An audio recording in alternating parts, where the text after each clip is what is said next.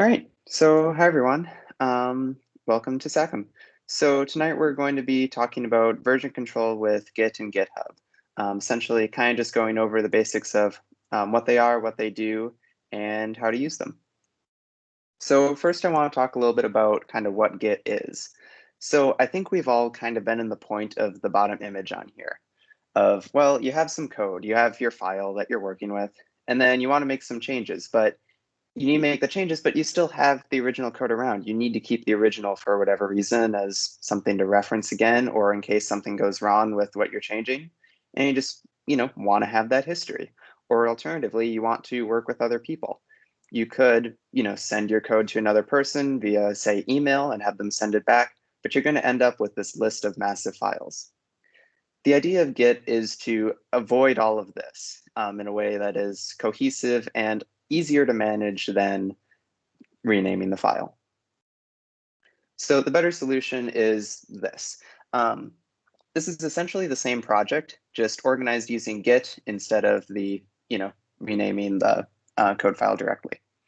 So you only have one copy of the file that is the most up-to-date version, but you have a lot of metadata that's attached to that.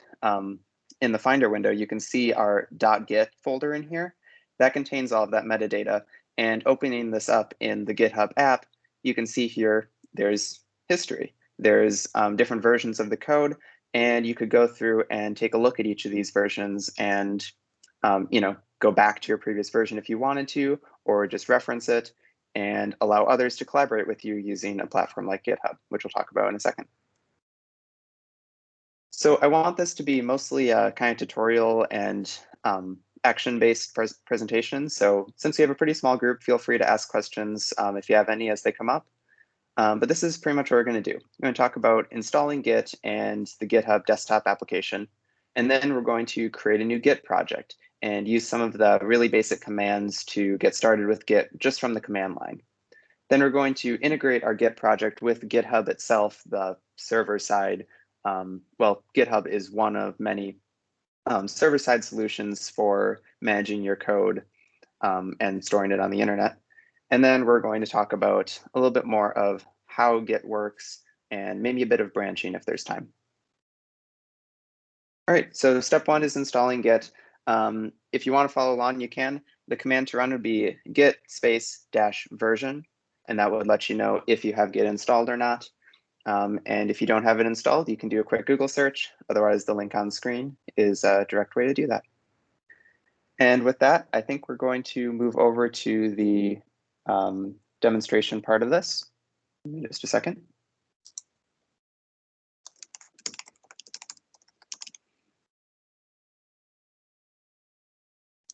All right, so I'm just opening up a terminal here. You can use Command Prompt if you're on Windows, or Terminal if you're on Mac OS or Linux.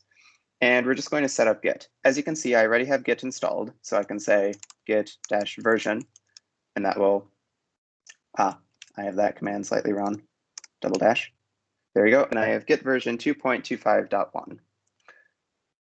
So the first thing we're going to do is we're going to configure Git to work for us. Now, Git is a very flexible system, so it's good to give at least a couple basic options so that it can be made to work the way that you want it.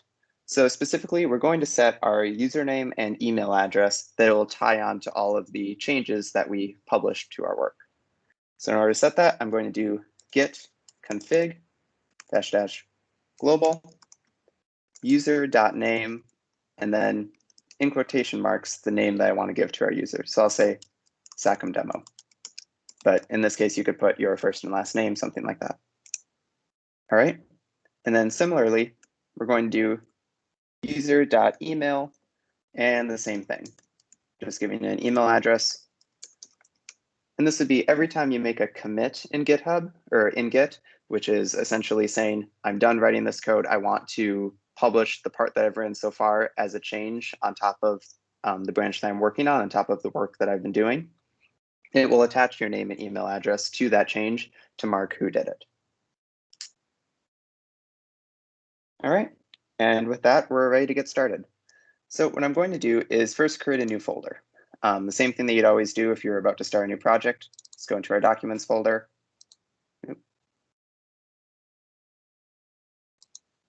Oh, come on.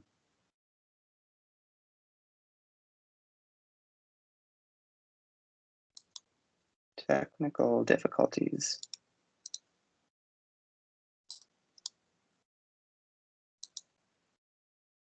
All right. So opening up the documents folder, we'll just create a new folder to store our project. We'll say demo project. All right. Now what I'm going to do next is right click and do open in terminal. Otherwise you could CD your way to this folder, but that was just a quick way to get the terminal to where we are. So inside our folder, which as you can see right now is empty, we can initialize a Git repository in this folder. So what I'm going to write to do that is git init, which stands for initialize. Great. Now if I do ls-al to show everything, you can see in addition to the standard current directory and previous directory, we have a hidden .git folder. And that's what contains all of that metadata. Right now there isn't much metadata because we just created the folder, but this is where it's going to go. Next, we need to, write a little bit of code. So I'm just going to open up VS Code. You can use any editor, of course, and we're going to create a quick project in this folder.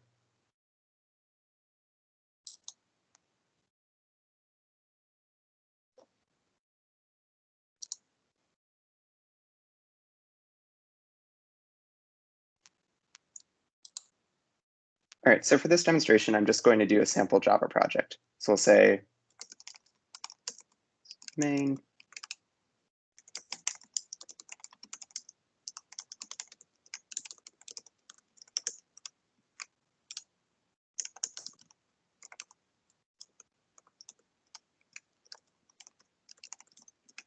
All right, so just a really basic hello world item. And I'm going to save that.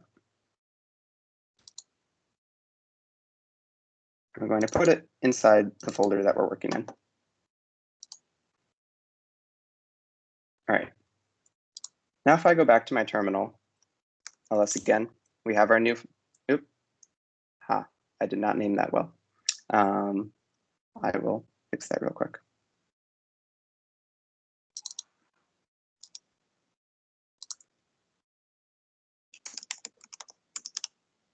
All right, there we go. All right, so now we have our Git metadata folder and we have our Java program. But now I've made these changes, but Git hasn't done anything with these changes yet. It's assuming that I just want to write code and write code and write code until I tell it to do something with my changes. So what I'm going to do now is commit these changes to the default branch to have essentially all that we've done so far saved as a version stepping stone in the hierarchy of changes that we've made. So we'll start with git add main.java, the name of our file. Now we'll add it to the staging environment, so saying we just want to mark it as something that we want to save the next time that we save. We're going to do git status. That'll mark we're on a branch called master, which is the default branch it creates. We haven't made any commits yet, which are those save points. And changes to be committed, we have one right now, which is a new file called main.java. Well, the next thing to do is to commit these changes. In order to do that, we say git commit -m and then a message in quotation marks. So we'll just say added main class. Great. And we get a little message here saying that succeeded. And if I do git status again, we can see on branch master, nothing to commit, working tree clean. That just means we haven't made any changes since the last time it was committed. All right. Now we're going to make a quick change to our code and do another commit just to show what that process is like.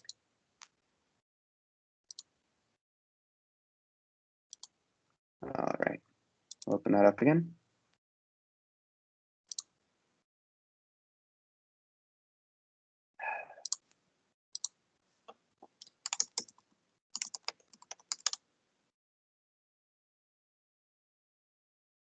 All right, so here we have our Java file we were working in earlier. I'm going to just add some quick code to prompt the user for their name. So we'll say maybe scanner in equals new scanner, so on and so forth.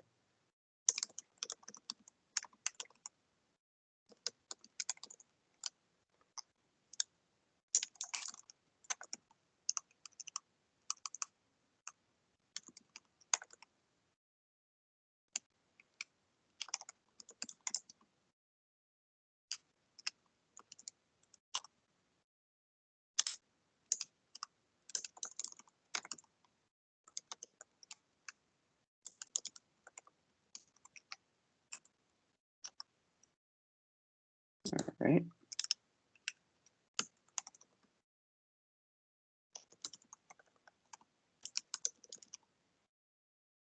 Okay, so now we've made a couple small changes. We'll go ahead and save our file once more.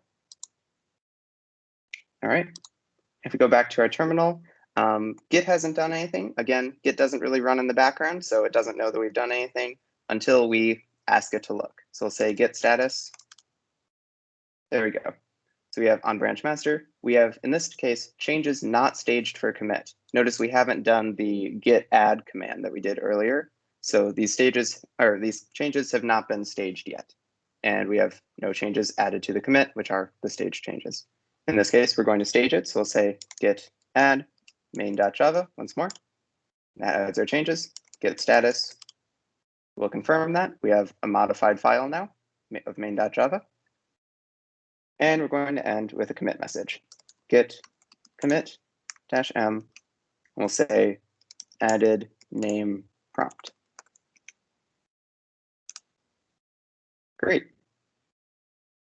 So that's really the basics of GitHub, or of Git rather. So if you're working on small projects, a lot of times this is all that you really need. This stores your changes and allows you to go back to them. I won't demonstrate that in the terminal though, because it'll be a little bit easier to see once we get into the GUI environment. So next, we're going to look at how to interact with other users in Git, how to use it as a collaborative tool more than just a version control system for yourself.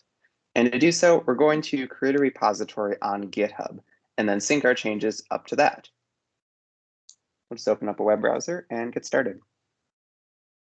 So I'm just going to go to github.com. And I'm already logged in with an account, but you can create an account if you don't have one. And first thing we're going to do is hit this create repository button. The repository is the thing that we created by writing git init in the terminal. It's just essentially a project in GitHub. Now I can set the owner. I'm going to set it to the SACM account, and we'll say demo project. We can give it a description if we want and select whether this project is going to be public or private. We'll mark ours as public for now. Now, I'm not going to select any of these things. GitHub has a lot of options to make things a little bit easier on the user. So they can do a lot of automation to add a README file or git ignore, which allows Git to ignore certain types of files that you don't want to ever be committing, or add a license to your work. We're not going to worry about that right now. We're just going to get our repository set up. So I'm going to skip ahead and select create repository.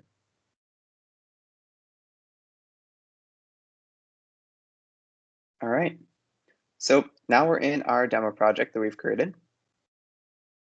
Close out of that.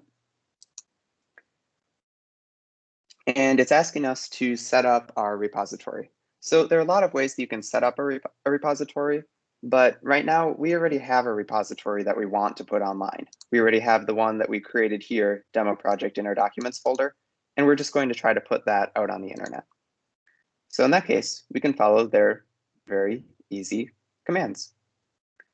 So the first one that we're going to use here, I'm just going to copy and paste it, is a git remote add origin command. And essentially, apologies.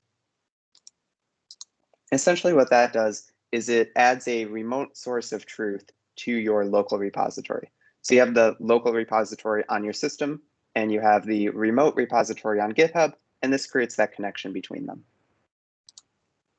And go into our terminal. We're already in that directory, and paste that command. Great. I'm going to go ahead then and copy the rest of these commands. believe I'm going to have to change that to master because ours created it called master. GitHub wants to call it main by default, but our automatic system created our branch and called it master. So I'm just going to change that as we go. All right, and here's where you have to log in, which is the tedious part.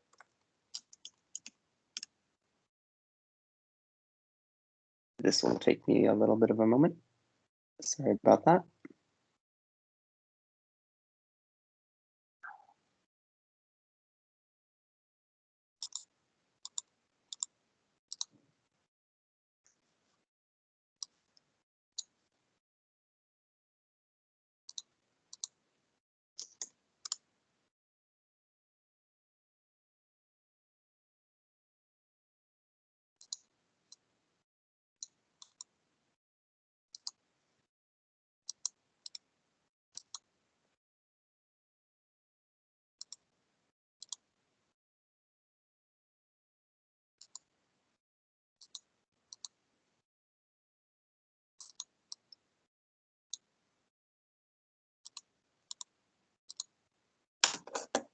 Oh, come on.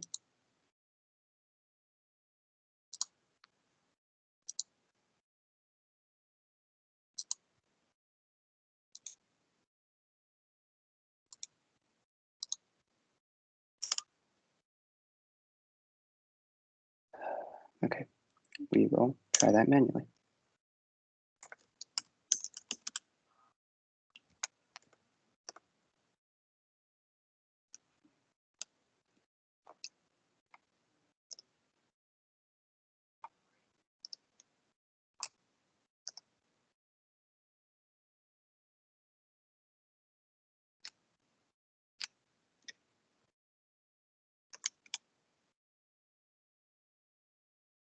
All right, looks like we're having just a bit of an issue getting this connected.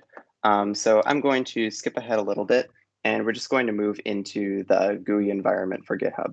So GitHub publishes a desktop application that essentially automates a lot of these processes that we've been doing via the command line. And we're just going to use that to connect our repository instead. So I'm going to open up the GitHub desktop application, and giving that just a moment to start. You can see that I'm already logged in with my account because it's giving me a list of my online repositories here.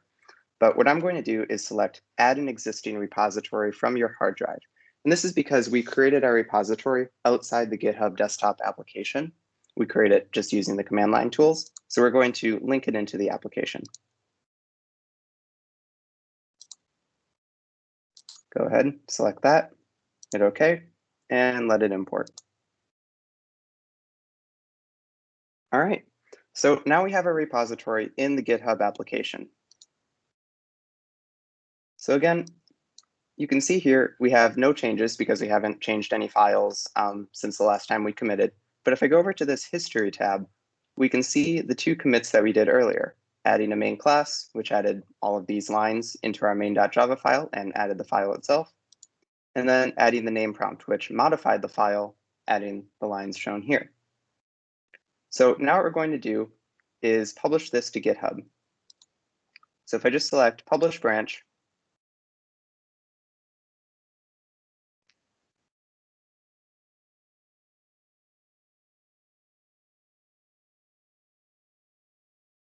all right, I think that may have just done it. Give that a refresh. And there we go.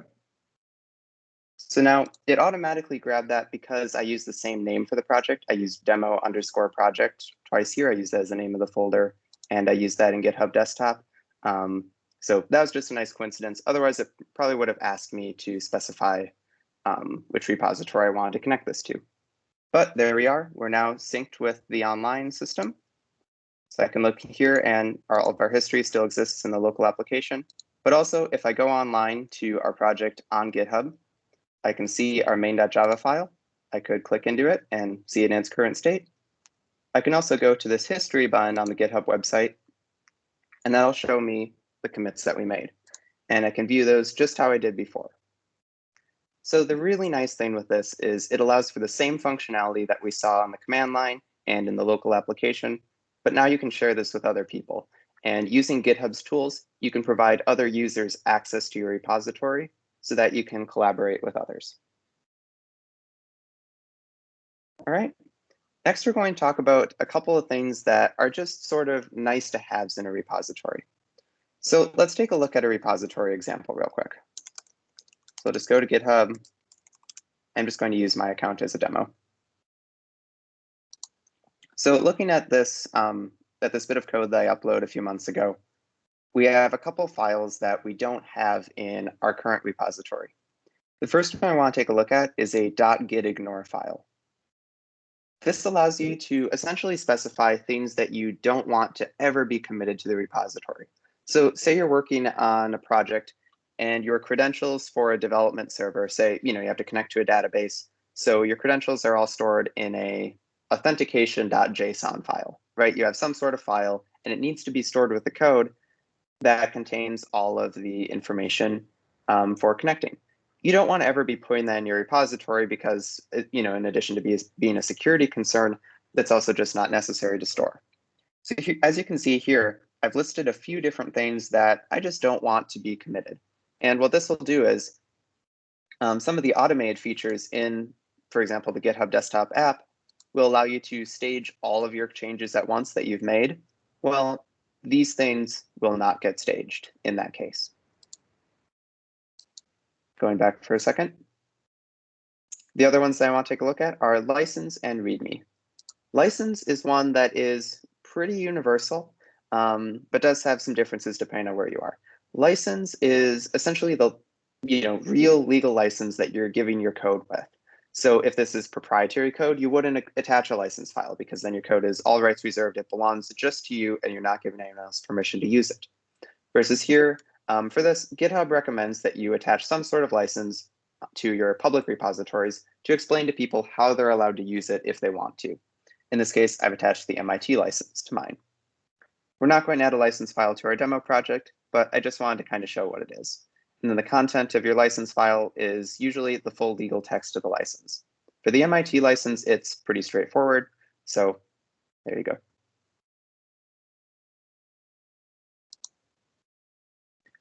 Finally, the one that I want to take a look at, the readme.md file. Now, if you've ever looked at GitHub repositories in the past, they usually have this kind of nice formatted description below them.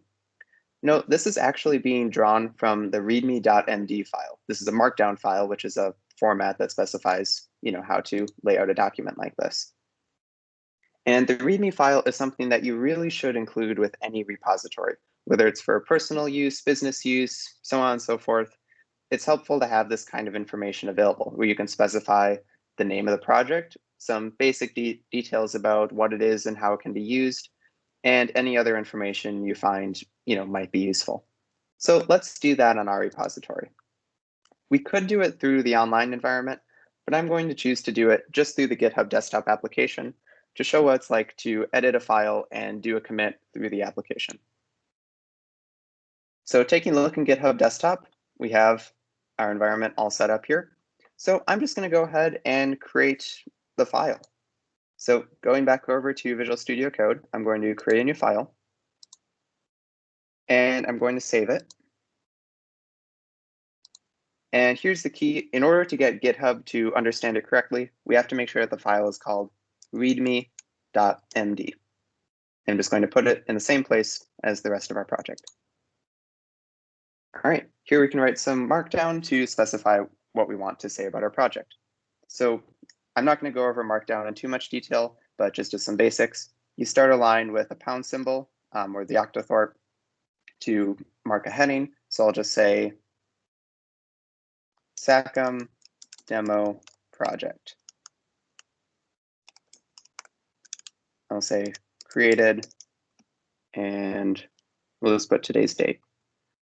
So 3/11/2021. You might want to say a little bit more, but I think that'll suffice for now. We're just going to save that file. And now if you go back to GitHub desktop, you'll see the change is marked and ready to go. Note, by clicking this checkbox, it's not quite the same thing as the git add command that we were using earlier for staging our files, but it's essentially equivalent, in that it just marks which things we're going to be including in our commit. Because if we made, say, multiple changes, we did a lot of work on our project without saving our changes in a commit in GitHub, this would allow us to specify which ones we want to include in this commit.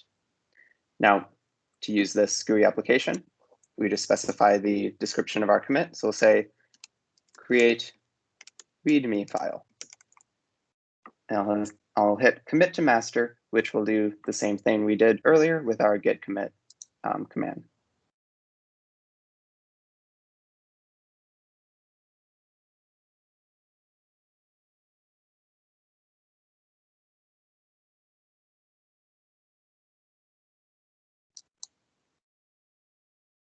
That is taking a suspiciously long amount of time.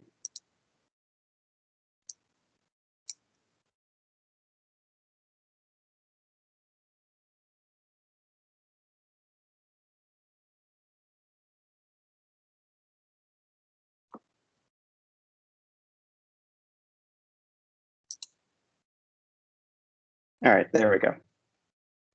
So now we have run a commit through GitHub Desktop. If we go into our history, we have our two commits from before, adding the main class and adding the name prompt, and we have the last one for creating a README file. So let's go ahead and look in our web browser. Now, if I go back to the main page for the project, oh, we don't have a README file yet.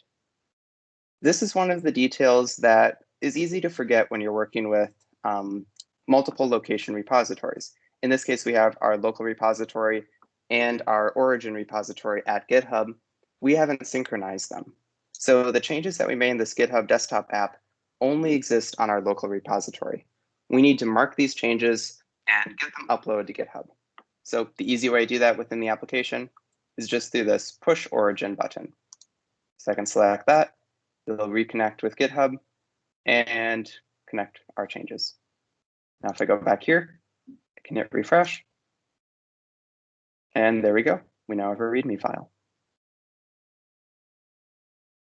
I think now's a good time to stop. Does anyone have any questions?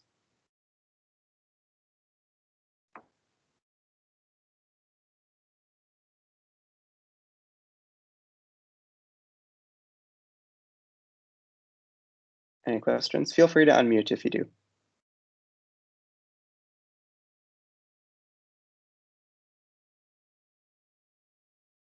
All right.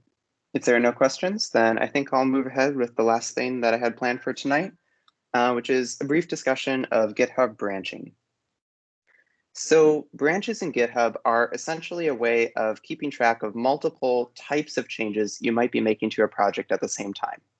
Say you're working on something rather complex.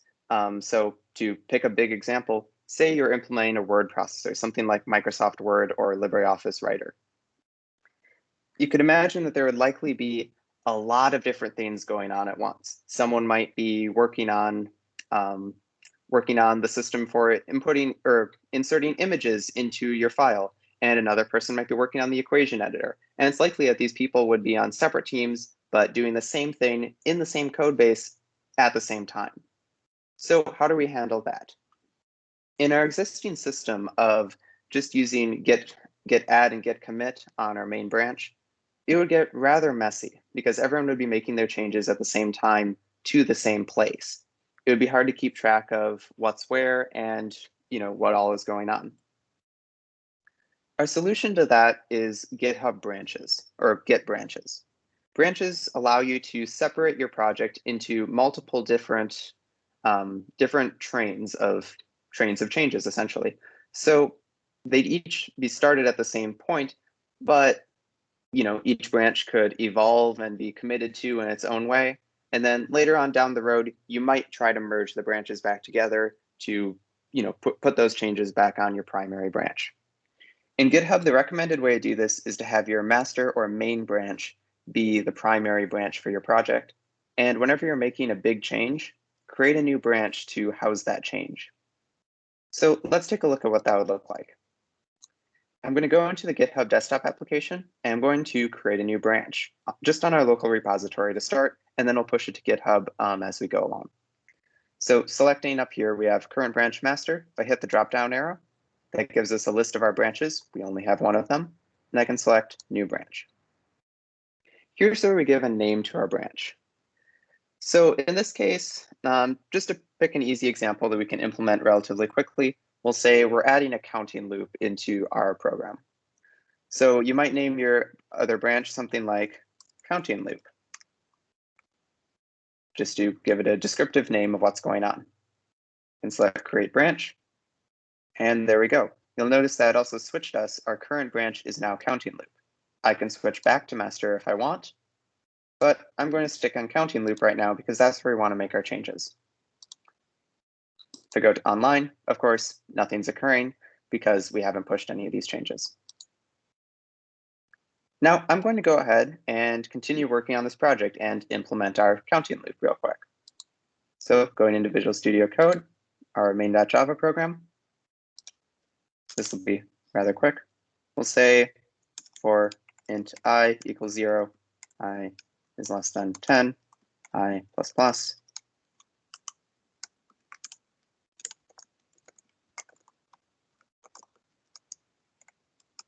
There you go. Just to have a little bit of a change to our program. Go ahead and save that. Go back to GitHub. Go to our changes tab. We have one change that we've made. We will name this commit. I'll say implemented counting loop. I'll allow that to commit.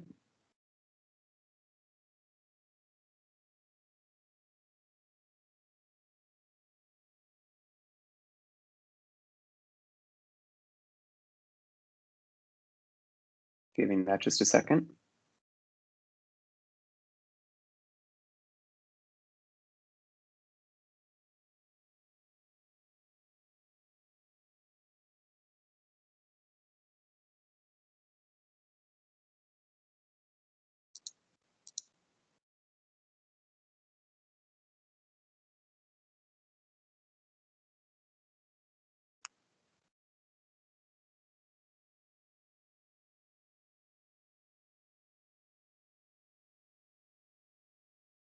As a side note, this slowness is usually not the case. I think this is just something to do with the virtual machine I'm using today.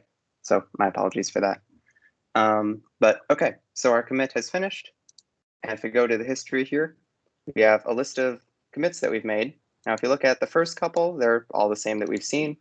This last one, though, is a little bit different because we've made it on a different branch. We've made it on our counting loop branch. I'm now going to publish this branch to GitHub, which is good practice whenever you've started a branch. Probably we should have done it before we did a couple of commits, but that's okay. I'm going to publish the branch, and I'm going to show you online kind of what this looks like. So we'll do that. Awesome. If we go here, refresh. Great.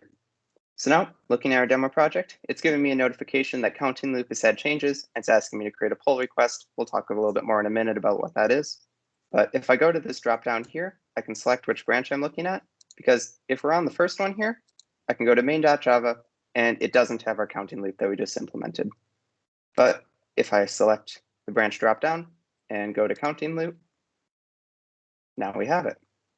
So now we have two branches of our project, main, which is not really doing anything at the moment, and counting loop, which has had this addition made.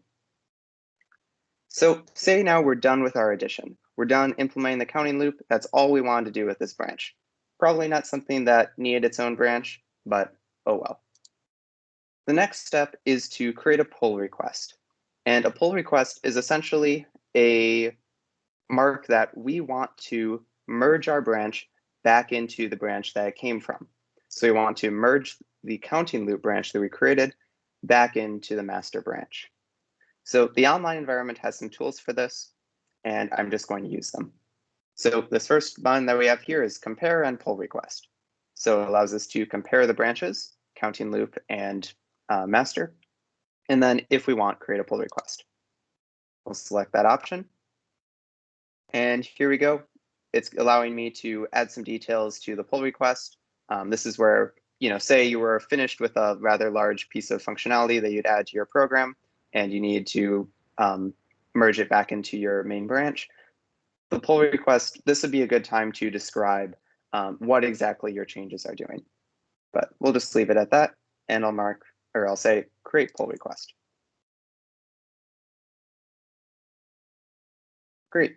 Now GitHub is telling me that I haven't really set up any integration or anything. That's fine. And the message that we want to look for is this branch has no conflicts with the base branch. Now, what that means is each branch can still evolve on its own. So we modified our counting loop branch, but we also still could have made changes to our master branch at the same time. And it's possible that we would have made changes that contradicted each other, that made changes to the same part of the same file.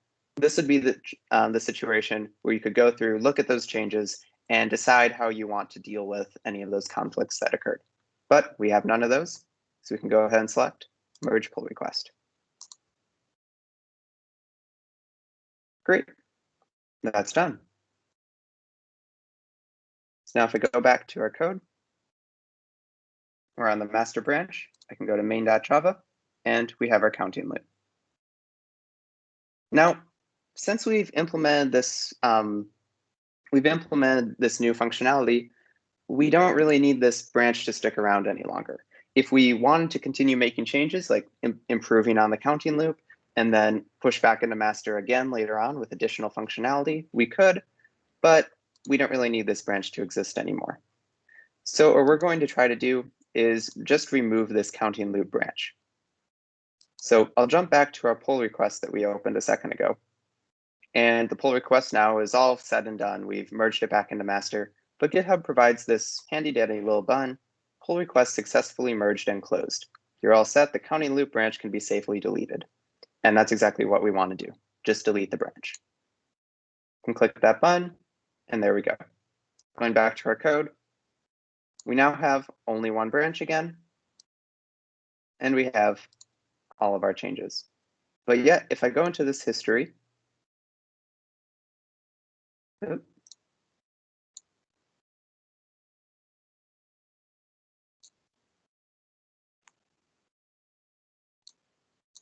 come on.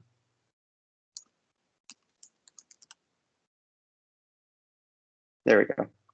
All of our commits have been put on the same list, which in this case is fine now because we knew everything worked. We checked within counting loop to make sure that everything was good to go before we merged it back into master. So there we go.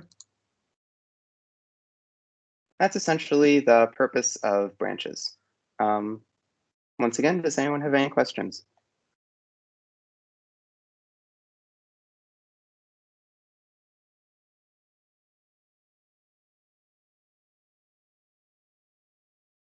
All right. That's about all I had for this presentation. So anything else that people want to ask about Git or GitHub, feel free to do so. Otherwise, I think I'll pass it back to Aaron.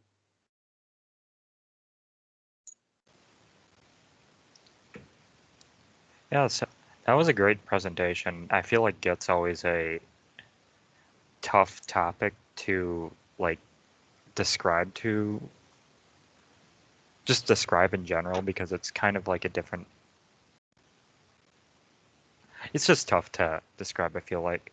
I did actually have one question. So, sure. Repositories are linked to a folder, correct? And Yep, on your local system they are. Is it possible to push changes from a separate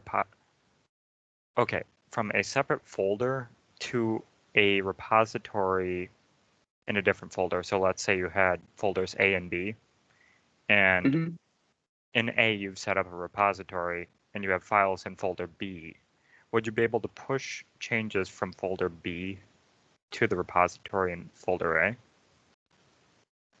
Yeah, so if I understand correctly, I think the answer to your question is yes, in that if you say you were working on a project and then you copied the entirety of the project into a separate folder and made some changes to it there, and now you wanted to push that separate folders changes back to GitHub, you could do that. What you just do is inside the GitHub app or using the terminal environment, you could create a link between your current repository and your online repository and that local folder again, and synchronize those changes, and you'd be good to go. It's pretty easy through a desktop application, and the terminal commands exist, although I'm not entirely sure the details of how they would be used. Did I understand that correctly? Yeah. I guess one follow-up question I have, is it, so would you only be able to like pull down the entirety of a repository locally? Or is there any way to like pull part of a repository, or is it just all of it that you can get? Yeah. So in terms of having version control, you usually can only pull the entire thing at once. You you clone the entire thing to your local machine, and you're working with it there, and then you can make your changes, and it'll push just the little bits that you need to change. I can actually share my screen again and do a quick demonstration of that. There are a couple ways that you can get around that, though, for some use cases. So back in our demo project, say I'm not the developer of demo project. I just want to grab some code from it because I need to look at for whatever reason, and I just cared about main.java. So also I should mention there's this download code button here where you get a couple different options. These are different commands that you could use with GitHub's command line interface and all of that to clone the repository. Or there's just an option to download a zip file of the entire repository, which if you're not worried about tracking your changes or maintaining code and you just need to get a copy, that's probably the easiest way to do it. The other way for individual files would be to just open up that file and you can download it, I believe, directly from in here.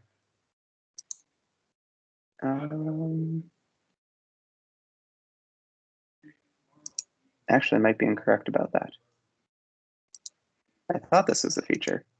Well, but I guess at least you could see the entire file just within the online interface and access the parts of it that you need to. Does that kind of explain? Yep. Thank you. All right. Does anyone else have questions?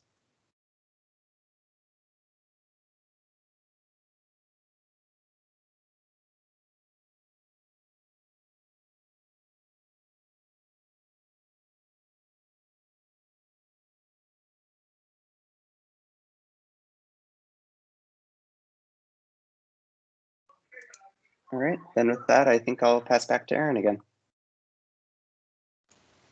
All right. Yeah, I'd say that basically covers most of what we have for today. Our next meeting will be in about 2 weeks, just to reiterate. It'll be on the intersection between computer science and psychology, so we'll be talking a bit about UX, design, and cognitive science, and how the two fields kind of interweave. But yeah, that's about it.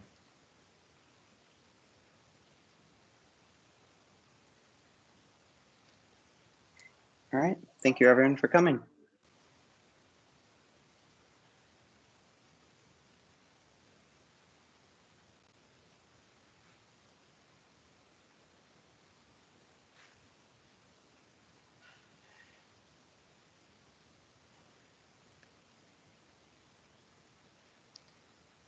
Yeah, that was good.